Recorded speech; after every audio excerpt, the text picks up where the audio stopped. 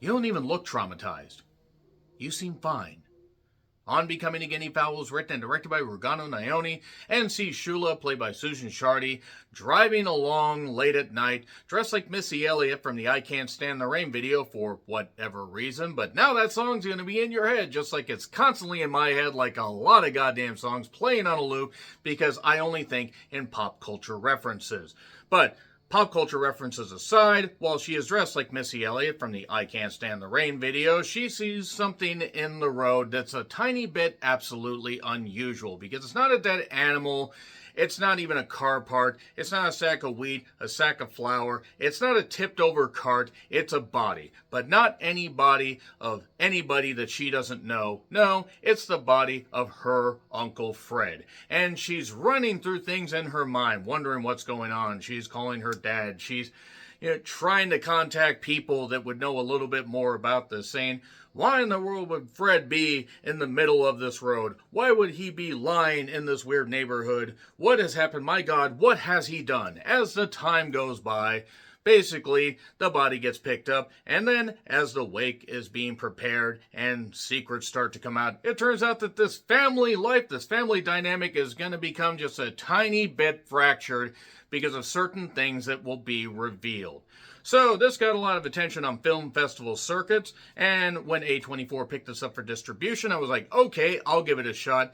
It had a limited theatrical release to the point I just couldn't get around to seeing it, but now it just dropped on Max today, so I decided, why not give it a shot? Because I was instantly sold by the fact that Susan was dressed like Missy Elliott from the I Can't Stand the Rain video, and that is really one of my favorite rap songs from the 90s, because me and my Superfly, Super Duper Fly, I can't stand the rain. So we find out a little bit more about this family dynamic. We find about Uncle Fred, and we find out about the relationship that everybody had with Uncle Fred, and we also see some cultural classism stuff where it's more of a social commentary with a little bit of dark comedy, but a lot of drama and some dramedy, as it were. And while the translation of like cultural differences to here might not register fully with some people, I will say that this ends up being one of the more absorbing movies that A24 has picked up for distribution. And while maybe not every single thing hit, so much of this hit that there were times I had to pause it and walk away. And once things got revealed, it was like, oh, we're going that way. Oh, we're going, oh no, oh no. I'm not going to reveal it yet. I'll reveal that in spoilers. But let's just say some of the people that you know in your family, yeah, it turns out they may not actually be all that great. And what are you willing to reveal? What are you willing to hide? What are you willing to just push to the side?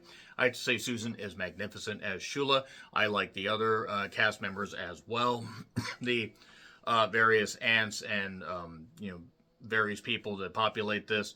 There's a character, Bupe, who has a couple really good scenes and does push things along, especially to an eventual third act reveal.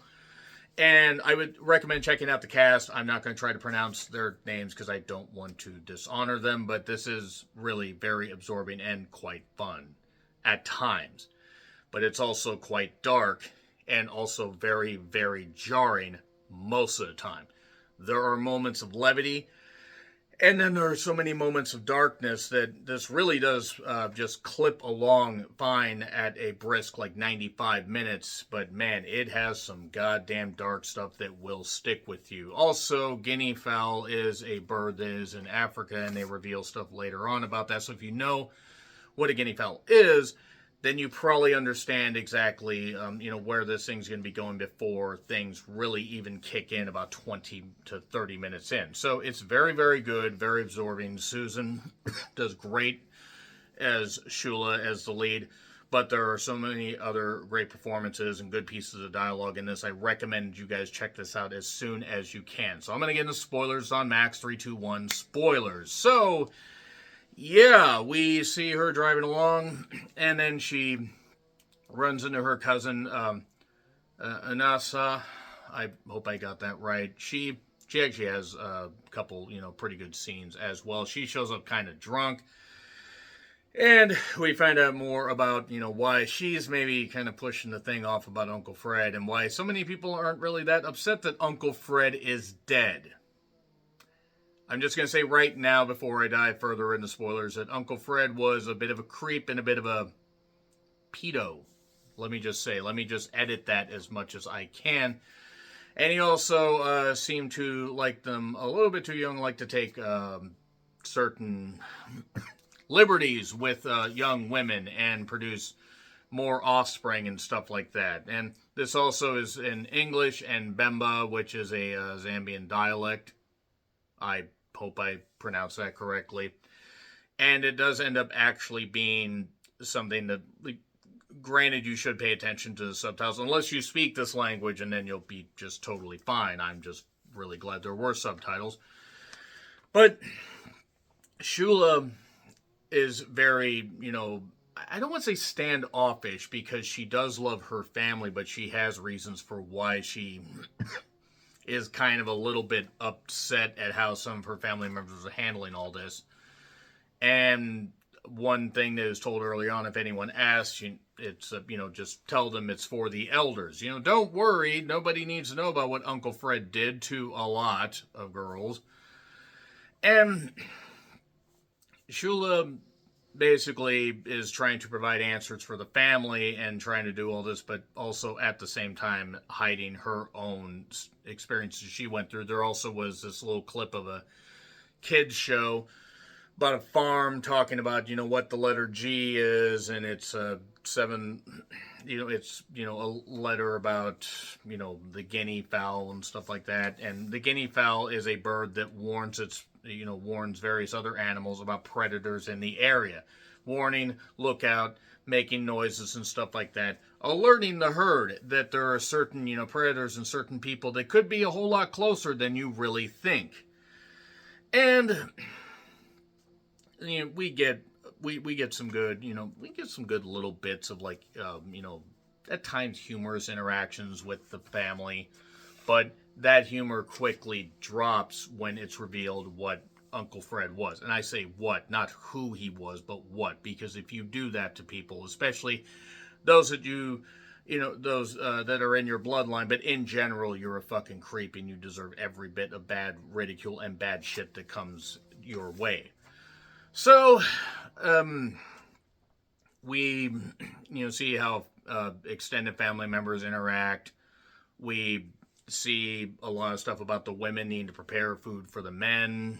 And then Bupe is picked up from college. Why the college was so flooded, I have no idea. I think that was a metaphor for, like, being weighed down by certain I think. Because the water shows up a little bit later in this, in a nightmare scenario that Shula has. But there's a Auntie Ruth who, she's somebody that's trying to hold things together and is somebody that does care about the children. It is then revealed a little bit later on that somebody that was one of the hired help also was, one of Uncle Fred's victims. Shula was also one of his victims. That's why she seems so steadfast, but you can see things slowly being chipped away. Again, Susan magnificent in this performance. And is revealed that she played a game with Uncle Fred, and then the game started to hurt. Now,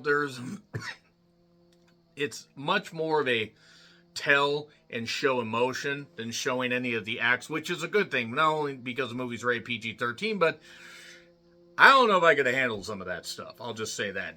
So I can only imagine how the victims would have felt. Now, Bupe does end up actually having bad health. She's in the hospital.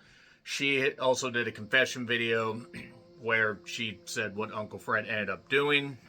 And yeah, he did a whole lot of creepy stuff. And there's a house with a bunch of kids that he fathered with this girl, by the way, that was, like, pretty young when he got with her. And now the family is really worried that they will lose the house and be unable to take care of the kids. And there's even a little side thing about the hired help being put, like, out in a empty pool to sleep in instead of, in the house that seemingly is pretty lavish, or you could at least build a nice shed for people to live in. I mean, if they're going to work for you. But yeah, there's a lot to unpack here. There's a lot of stuff that you could definitely try to dissect. He Shula basically talks to her dad. She talks to her dad in the beginning and talks to her dad when he's like working at, or either working or just, whatever at a club. And she says that Uncle Fred did not abuse her, but then it turns out he actually did. And, the cousin tries to play it off that, nothing happened before, but stuff did. So it turns out Uncle Fred was a really, really creepy guy that deserved every bit that he had coming to him. And also, it was revealed that he was found near where a brothel was. So maybe one of the people there killed him. Who knows? Hopefully, for somebody that creepy. And then we get to the wake, where we also are interspersed with a little bit of footage with young Shula seeing about this guinea fowl and, the guinea fowl warning and everything and stuff like that. So Shula has left the wake and she goes to get the children while basically the family is upset at, the young hired help that was the child bride, by the way, of Uncle Fred. That, she didn't feed her husband, that's why he did what he did. Because you got to keep your husband fed and happy, or otherwise he'll do that, which isn't okay. I don't care what culture you're in. But then, as we are going on, towards the end, Shula shows up with all the kids and starts doing, the guinea fowl call, implying that maybe other members of the family knew about this, wanted to cover it up. And that's what I got out of this movie. I'm sure there are other things that I probably, glossed over, and that's no disrespect to, On Becoming a Guinea Fowl, because it's really, really fucking good. But it's also something that is a dive into, the stuff that people deal with in different cultures and deal with in their everyday lives and still find a way to go on because they have to, because they have people in powerful positions in their family that are doing this kind of stuff, and they just can't.